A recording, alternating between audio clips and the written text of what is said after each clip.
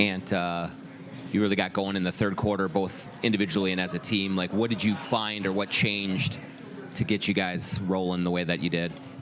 At halftime, Coach came in and just said, we playing like we already won the series pretty much, and I don't really like that. And I didn't like how we was playing overall, and I didn't like how I was playing individually, so I knew I had to pick it up. What had to change the most, or what did you change? Our defense. We was letting Jonathan Kuminga just get everywhere he wanted to go. Draymond was pushing the pace. We wasn't impacting the ball unless he was crossing half court. Offensive rebounds, we wasn't boxing out. We wasn't limiting those guys to one shot. Just game plan mistakes that can't happen if you want to be the championship team and if you want to go to the finals, or Western Conference Finals at least. You can't let those things happen, so we got to be better. And what is it like when you get in one of those runs like you were offensively there in the third quarter? It's the best feeling ever. Did it start with that shot that you made at the end of the first half to kind of get you going?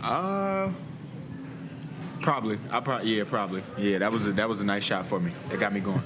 And Fitch was saying that you were one of the most vocal guys at halftime tonight. Were you delivering some of that message that you were just talking about before? Like, what was your message to the team at halftime? Yeah, I told them we only got 2 wins. I've never seen a series end 2-1. So I told them, we got to get 2 more wins, and right now we playing like we already got 4 wins. Like, we playing like they're going to lay down.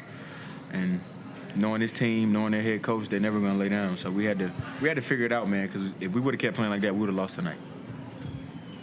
And I was inside talking to a couple of your teammates about your run in the third quarter, what it was like, and they said you could hear the pain in the crowd.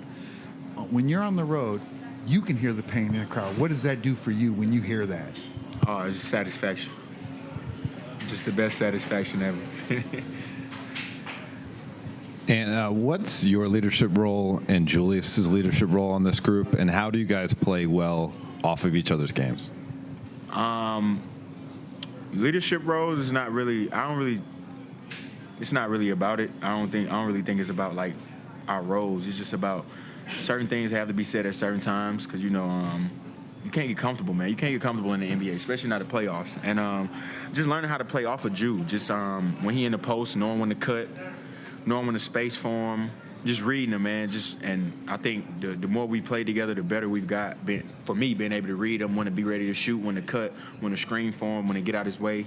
Because, man, he'll force when he going downhill, man. He had it going tonight. It was exciting to watch. I told him he cold. And I heard you when you were coming into the locker room at halftime just telling your teammates that they got to do a better job of finding you so you can help them. Do you feel like that was something that happened and helped get you going in the third? Yeah, for sure. And it was all Jaden, honestly. Because me and Jay, I talk to Jaden the most. Like, I tell Jaden all the time. I come up to him in timeouts like, hey, these dudes, the way they guard you, boom, you got to be in actions with me. And I think one play he drove to the corner, strung the defense out, and then curled around and DHO'd to me and set a great screen, and I walked into a tray ball. So, it's usually Jaden most of the time because he gets the ball, he pushes. If he ain't got nothing, I tell him, come right back to me and trust me. So, big shout out to Jaden. Hey, Ant, in the first quarter, it looked like after you hit a 3, you were talking on the sideline to Steph and saw a video of you pregame having some fun with the night. How tough is it to not have that player on the court competing against you, to have someone to have that game within the game against, and how do you keep that even though he's not in the game? Sometimes it's tough, but trust me, man, I wish he could be out there to play against him, no matter how it goes. But yeah, just from working out with him in the summer, that's what I told him after I hit a Tracy, because he told me I had missed one. He was like, you weren't gonna make that, you was too open, and I was like, I ain't gonna never stop shooting him. I learned that from you this summer. So yeah, man, he's the greatest shooter of all time. So I would definitely love to compete against him, man. But he got hurt, unfortunately, and I hope he gets better. And just wanted to talk about that moment you shared with Gary Payton. Obviously, you got his jersey in your hand. Yeah. Just talk about that moment, how dope it is that you got these legends, coming up to you, kind of giving you your props and stuff too. He didn't really come up to me. I came up to him. I don't think he's the type of guy to go up to nobody and give anybody props anyway. So I went up to him because, of course, I hear all the stuff about him, and then I go watch film on him, and he was really like that. So I told him, like, man, I'm a big fan, and I love the way you guard it, man. And even offensively, he had a lot of game, you know what I'm saying? So And his son kind of played defense similar to him. His son, super handsy, physical. So, yeah, big shout out to him, man.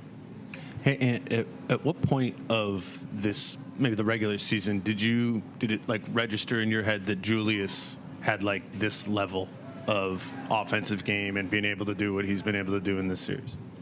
You said during the regular season? Yeah, like when did you realize Julius? I think when he came back from injury, man. When he came back from injury, it was just like, it was like a whole different person.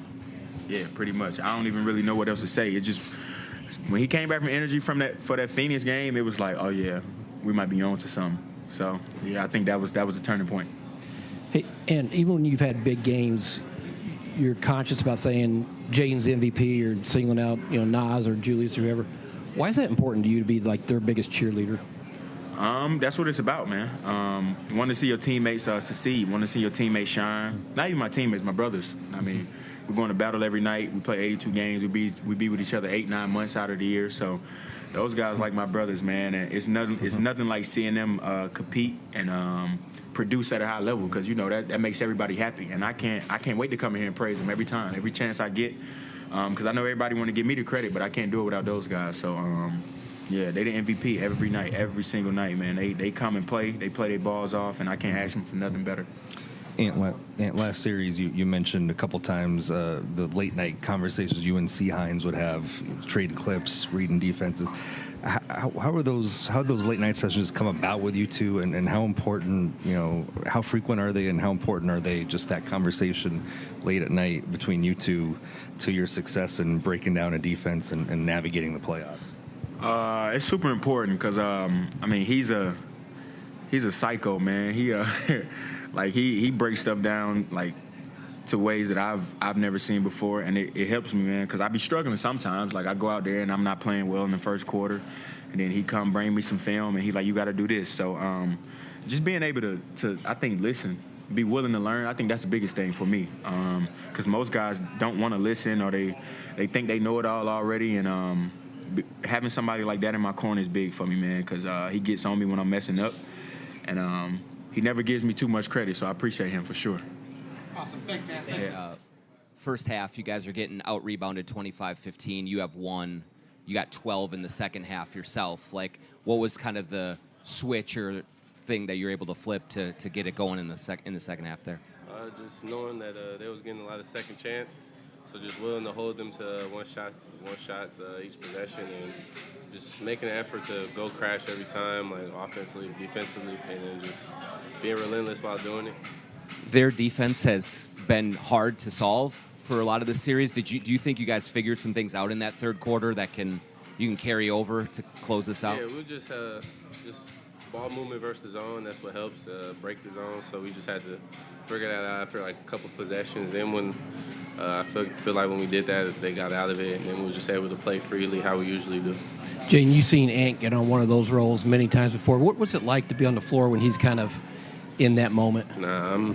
At that moment, I'm a fan like y'all. To be honest, I'm watching him kill. Like, it's exciting, and he put in the work every day, so it's not a surprise to me. And starting in the third quarter, what did you think that shot he made right there at the end of the first half did in terms of getting you guys going? It's just a shot he worked on. He worked on his step back three, and he worked with people contesting them. So like I said, it's regular for me, but he just took a good shot, I guess.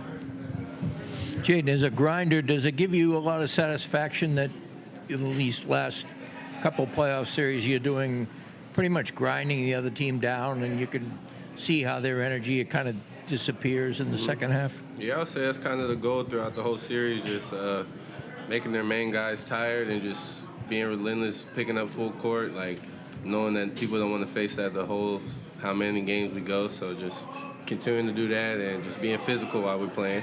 To be able to grab a dozen rebounds in one half and only one in the other half, does that muck up your defensive assignments? Do you have to pay more attention? Nah, not really. It's just me going to the rim, and just some of them was lucky bounces, just came right to me, but most of the time it's just me going back when I'm contesting, just getting back into the paint. Jaden, how impressive was Randall tonight? Came out, set the tone for you guys offensively. Just talk about what you've seen from him, especially the adjustments from game to game. I mean, his aggression, that's what we need. He came out hot. I mean, the whole time he was scoring, I'm talking to him the whole time, like, keep going, we going back to you. So, I mean, I like to see it, and it's just the work he put in is just coming out. Before you came here, you said you liked playing in front of the road crowd. Has this been the environment you expected? Yeah, I mean, it's more than what I expected, really. I'm playing here in the regular season. They're always, like, got a good fan base. But now, like, fans talking to you, chirping at you and stuff like that. So, I mean, it's cool. Someone called me, like, McDonald's down the court. Like, just goofy stuff, but it's all fun in games. Jay, in the fourth quarter, was it a little relaxation, or there's just kind of, it seemed like you had them dead to rights and then just kind of didn't have as sharp of a quarter? I feel like we just start playing down the competition when they subbed everyone out, and I mean, we can't do that. They almost came back. If there was more time, they probably could have put their starters back in and made a run. So just finishing the game out like how we start. And can you hear something in the crowd when Ant gets going, like in the road crowd, and just like how they react to him hitting a couple of threes? Yeah, sometimes I be seeing people, it's hard not to cheer when you see Ant do stuff like that. So, I mean, yeah, they try to trash talk him, but they still fans. They still be cheering for us sometimes. Hey, Jaden, you mentioned being able to wear on an opponent, over the course of multiple games. Last game, Jimmy Butler took 27 shots, was really aggressive. Tonight, took less shots, especially in that first half. Did you sense anything from him? And as someone who has to guard him quite a bit, what was the game plan coming in to try and limit him? Just really slow him down. I feel like this game he wasn't as aggressive, but I feel like during the game we did our coverages the right way. If it was someone showing or someone switching, I feel like last game we kind of got a little sloppy, and that's when he was able to get to the paint and break us down. But I feel like this game our coverages, the switching, showing, me staying with, it was all sharp this game. Obviously, Jaden, you talked about the road games. You like the road games, but you're going back home 3-1. Just talk about what you need to see from the crowd at home, the Target Center, and what you're expecting when you go back home to play. Just a lot of energy. I know they're ready for the series to be over, so I feel like it's going to be too loud for me to talk to my teammates in there, but just have a bunch of energy. Thanks, Jim. Thank you.